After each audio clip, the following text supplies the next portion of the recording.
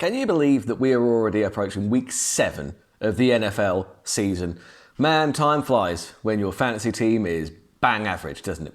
So, obviously I didn't do a video last week and I'm not in my usual location this week because the lighting's really terrible. So my camera really is changing its lighting settings rather a lot, which is pretty irritating, but it is what it is. So I can only do what I can do. I can only use the cards that I have been dealt. So I didn't do a video last week. I was ill as hell. Don't know what it was. Didn't test. Got COVID. Can't be. Not a thing. Anyway, I've got about 2 weeks to catch up on. I'm going to do a very quick recap on the garbage that was week 5. So let's start off with the Baltimore Ravens against the Forbes Niners, where the Forbes Niners colluded with the Arizona Tits to purposely curse my team. The Arizona Tits called me up. They called me up and congratulated me on my win after a stellar performance from my players in the Tottenham Hotspur game, which put me in a good position. But the Arizona Tits knew that if they said that I'd already won, that I was cursed. So that doesn't even count as a win for the Forbes Niners. I'm removing it from their record. They are trash and they should feel trash. The San Diego Harlots beat themselves, quite honestly. They put up 56.98. What the hell happened, Harlots? What happened? What the hell happened? What happened? The coach's son's obviously taking that win, but let's be fair, coach's son's, that was a bit of a gimme, wasn't it? And that made him the one in 4-1, I believe, at the time. Baby got Dak, beat the best team in the league, the Dallas Gorillas. The Arizona Tits managed to get another win against the Legion of Hot Trash. That was actually a quite high-scoring game, 104 to a 102. That's pretty good work from both of you. But the Legion of Toilet taking another big L. And then you've got the the team with no name with B team actually beat the team with no name with A team. The team with no Shameth beating the team with no Nameth. And I've got to say, that is just wonderful. That fills me with so much joy. If I could bottle that feeling and sell it, I'd be a millionaire, honestly. So then let's move on to week 6 last week. Obviously, that was a couple of weeks ago. And would you look at that? Them boys, the Baltimore Ravens, managed to beat the filthy Harlots when the Harlots, they weren't exactly on top form. I'm not going to lie and say they were, but they still put up a better score than they did against the coach's sons. Does that mean that my team is better than the coach's sons? I don't know. I'll let you decide. I couldn't possibly decide that. Can you?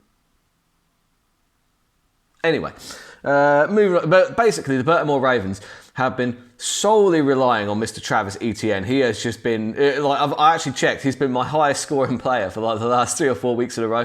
How about that trade? Traded away Garrett Wilson, got Mr. Etienne. That's a pretty nice trade. Pretty nice. Dak has not been on form with his trades this year. He used to be really good at getting excellent trades. And I'll be totally honest, his trades have been a lot like the Legion of Hot Garbage. Not great. Anyway, so that took me to it was a much needed win actually, because now it puts me in a position where I could maybe get into the top 4 this week. But I'll cover that in a moment. The Forbes Niners got dipped by Baby Dropped Dak because Baby did drop Dak. And to be fair, he's not been doing great ever since. The coach's sons managed to beat the Arizona Tits, and I could not be happier about that because the Arizona Tits tried to curse my team. And because of that, I hope that they do terrible. I hope they're a terrible franchise and they should feel terrible. Dallas Gorillas beat the team with no Nameth, which is the team with no Shameth. Sorry, the team with no Shameth. The team with no Nameth B team. So the Dallas Gorillas, the best team in the league, back on top form, champs in waiting, loving it. The Legion of Hot Trash, the Legion of Toilet managed to pull themselves out of the toilet just for a moment to dunk the team with no Nameth's head into the toilet. You get into that toilet, you scummy trash bag team. Yeah, that's right. Congratulations, Legion of Toilet. You did a sterling job there. So now let's move on to week 7. This is the week that we're all concerned about. You know, the past is a gift. Today is something else. Tomorrow is the apocalypse. I don't know. What's the saying? What is the saying? I don't know. Anyway, the Baltimore Ravens and Baby dropped Dak. They've already had 3 players each playing this week. And you know what? the game is still kind of wide open because you've got Kamara put up some good points. And actually, look, Christian Kirk, he was doing absolute garbage until he did one big play that ended in a touchdown. If it weren't for that, this game would be much more slightly into my direction.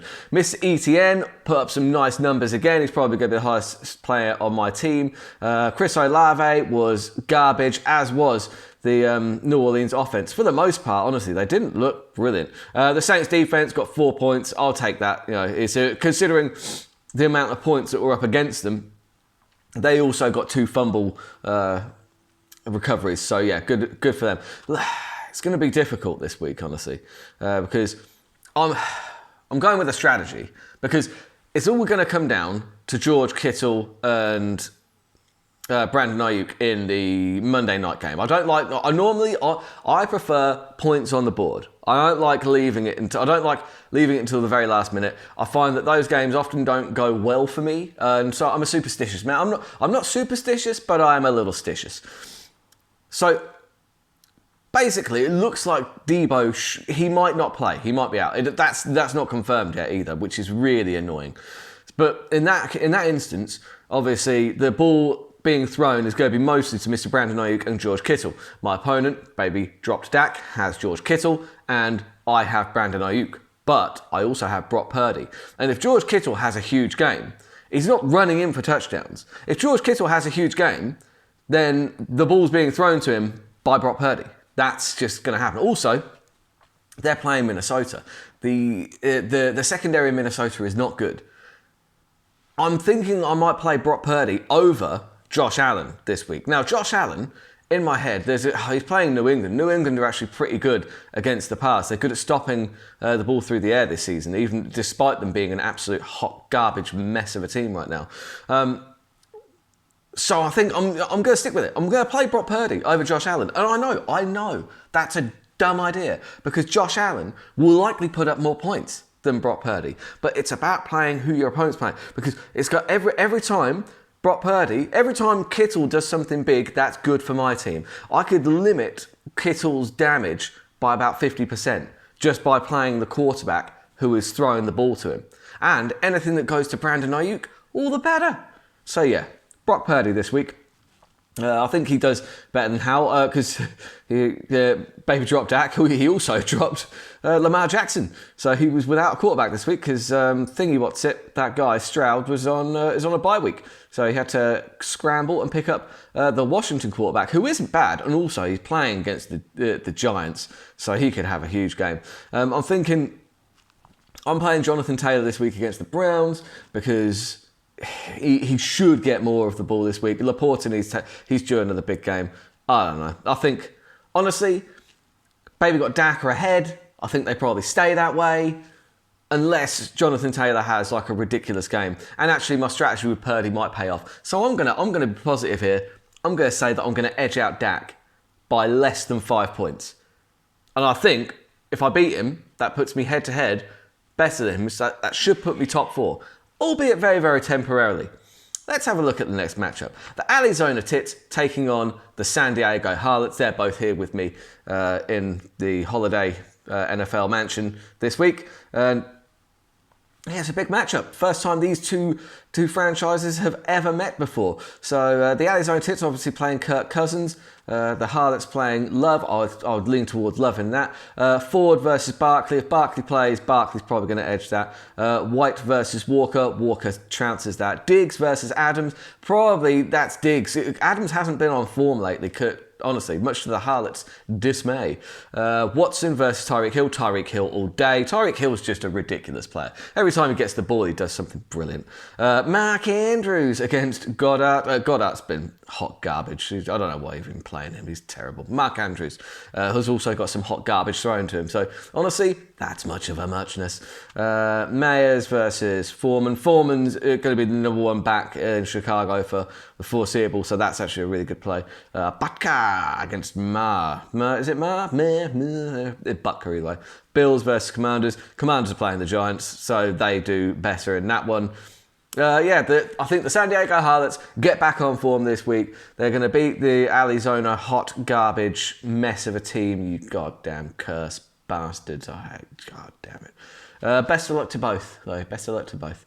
Best of luck. Then you've got the team with no Shamuth taking on the Forbesy Niners. I love that. I love that new name, by the way. Just absolutely love it. Forbesy Niners, it's just better. And because of that, I wish you all the best. Apart from, like, you beat me when you colluded with the Arizona Tits to curse my team. Collusion, it was. Got 18 points from Lawrence for the team with no Shamuth. That wasn't bad. Ridley did half a point, though. That's not good. There you've got Eckler versus Stevenson. Stevenson, he's just not on a good team right now. That's the problem. The New England Patriots are just not good right now. You know, it's 5 years ago, if you just said the New England Patriots would be the New England toilet, you said get the hell out of my office. But that's where we are. We are where we are. Bijan Robinson has been disappointing, honestly, against Najee Harris, who has also been disappointing, honestly. So that's disappointing. I think that Moore is probably going to do better than half a point. So I think he probably beats out Ridley in that one. Gabe Davis. He's taking on, and even an injured Deebo Samuel that doesn't play probably does better than Gabe Davis this week. Travis Kelce against Cole Kmet.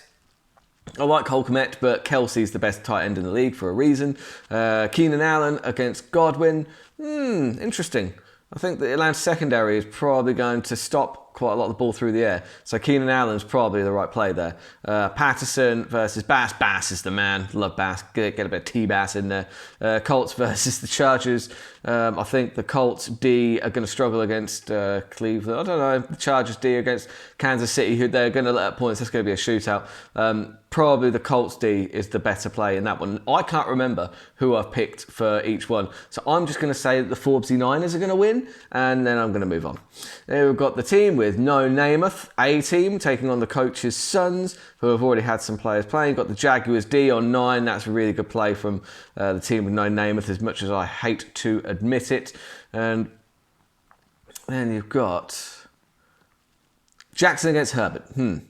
Interesting. Jackson's against Detroit. That could be a high-scoring game. Herbert is against Kansas City again. That could be a high-scoring game. Who do I think is the better quarterback? I think it's Herbert, so I'm going Herbert. Jacobs versus Swift. Swift has been absolutely on fire lately, so it's Swift. Pacheco is terrible. Whoever he's playing, Gibbs is just automatically better because Isaiah Pacheco is hot trash.